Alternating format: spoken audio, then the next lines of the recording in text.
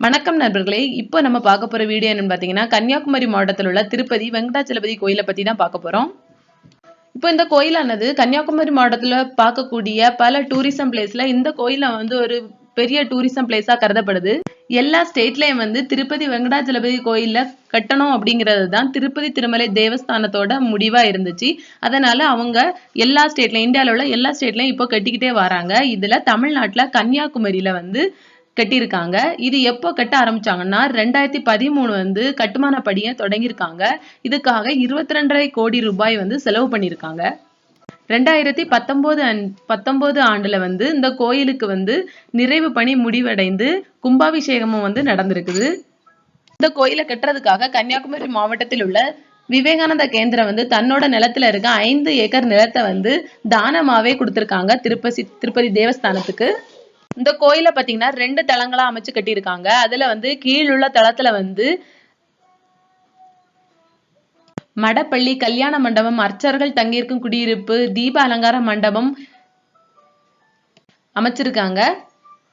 இதுல இருக்க கல்யாண அரங்கம் 2000 பக்தர்களுக்கு மேல இருந்து சீனிவாச கல்யாணத்தை பாக்குற அளவுக்கு அவங்க அழகா அந்த அரங்கத்தை அமைச்சிருக்காங்க.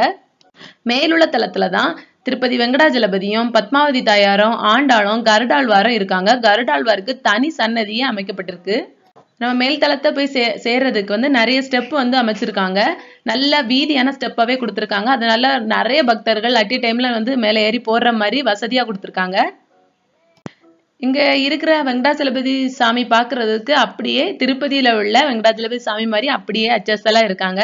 என்ன ஒரு விஷயம் என்னன்னா, கிரௌடு அதிகமா இல்ல. அதனால நம்ம ஈஸியா சாமி தரிசனம் பண்ணிடலாம். திருப்பதியில நம்மளை தள்ளி விட்டு நம்மளை அப்படியே கொண்டு போயிருவாங்க. இங்க அப்படி இல்லை, நம்ம நின்று நிதானமா சாமியை கும்பிட்டுட்டு வரலாம்.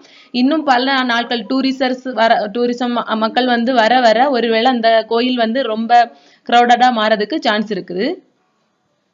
நாங்க இந்த கோயிலுக்கு போற நேரம் ரொம்ப மழையா இருந்துச்சு. இந்த வீடியோல நீங்க பார்த்தாலே தெரிஞ்சிருக்கும். ரொம்ப மேகம் மூட்டமா அப்படி இருந்துச்சு. அதே மாதிரி தரையில நிறைய தண்ணி இருந்துச்சு. தண்ணியில பிள்ளைங்க வலிக்கி விடுறதுக்கும் சான்ஸ் இருக்குது. ஏன்னா அந்த மாதிரி தான் டைல்ஸ் இருக்கிற மாதிரி இருக்குது. இந்த கோயில்ல இருந்து நம்ம பார்த்தா விவேகானந்தர் மண்டபம், திருவள்ளுவர் ஸ்டாச்சு அழகாவே தெரியும். இந்த பீச்சுக்கு ஒட்டி இருக்கிறதுனால நம்ம கடல் அலைகள் அடிக்கிறது, அந்த ஓசை எல்லாமே ரொம்ப அழகாவே இருந்துச்சு. நீங்களும் கண்டிப்பா ஒரு தடவை போய் பாருங்க. ரோட்ல இருந்து கோயிலுக்கு என்ட்ராகக்கூடிய என்ட்ரன்ஸ்ல இருந்து நம்ம கோயிலுக்கு சேர்ற வரைக்கும் நல்ல ரோடாவே கொடுத்துருக்காங்க. ரோடு நல்லா அமைச்சிருக்காங்க.